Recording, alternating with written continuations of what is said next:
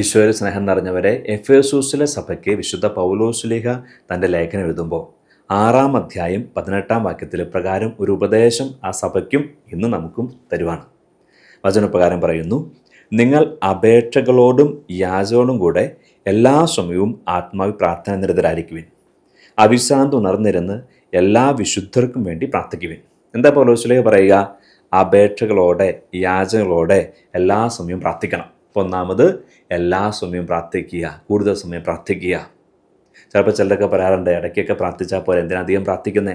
പക്ഷെ വചനം ആവർത്തിച്ച് പല സ്ഥലങ്ങളിൽ പറയുന്നുണ്ട്, എല്ലാ സമയവും പ്രാർത്ഥിക്കണം, കൂടുതൽ സമയം പ്രാർത്ഥിക്കണം, എപ്പോഴും പ്രാർത്ഥിക്കണം. ഇനി എങ്ങനെ പ്രാർത്ഥിക്കണം? പലപ്പോഴും നമുക്ക് പ്രാർത്ഥിക്കാൻ വിഷയമില്ലാത്തത്, പ്രാർത്ഥിക്കാൻ തോന്നാത്തത് നമുക്ക് വേണ്ടി തന്നെ പ്രാർത്ഥിക്കുന്നതുകൊണ്ടാണ്. നമ്മുടെ ആവശ്യങ്ങൾ അത് തന്നെ നമ്മൾ എപ്പോഴും പറയുക. എന്നാൽ വചനം പറയുകയാണ്, അപേക്ഷകൾ യാചനകൾ. അതെങ്ങനത്തെ അപേക്ഷ യാചനയാണ്? എല്ലാ വിശുദ്ധർക്കും വേണ്ടി പ്രാർത്ഥിക്കുവിൻ. അപ്പോൾ എല്ലാ വിശുദ്ധർക്കും വേണ്ടിയുള്ള അപേക്ഷ യാചനകളാണ് നമ്മൾ സമർപ്പിക്കേണ്ടത്. ആരെ ഈ എല്ലാ വിശുദ്ധർ? പൗലോസിലെ വിശുദ്ധരെന്ന് വിളിക്കുക ക്രൈസ്തവ സമൂഹത്തോട് ചേർന്ന് ജീവിക്കുന്ന എല്ലാവരെയാണ്.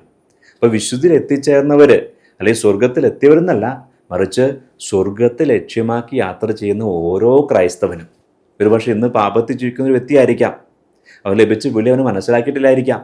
പക്ഷേ ആ വ്യക്തിയെയും വിശുദ്ധിയും നേടിയെടുക്കാൻ വിശുദ്ധ സമൂഹം എന്ന രീതിയിൽ നമുക്ക് ഓരോരുത്തരും കടപ്പാടുണ്ട്. അപ്പോൾ അവർക്ക് വേണ്ടി പ്രാർത്ഥിക്കാനാണ് പറഞ്ഞത്. അപ്പോൾ എന്ന് പറഞ്ഞാൽ, രോഗത്തിൽ കഴിയുന്ന സഹോദരനെ സഹോദരിയെ കാണുമ്പോൾ, അയൽവാസിയെ കാണുമ്പോൾ, പാപത്തിൽ കഴിയുന്നൊരു വ്യക്തിയെ കാണുമ്പോൾ, കലഹമുള്ള ഒരു കുടുംബം കാണുമ്പോൾ നമുക്ക് പ്രാർത്ഥിക്കാൻ തോന്നണം. ആ കാണുന്ന സമയത്ത് നമുക്ക് പ്രാർത്ഥിക്കാം, മനസ്സിലെങ്കിലും പ്രാർത്ഥിക്കണം. ഈശോയെ അനുഗ്രഹിക്കണമെന്ന് പറയണം.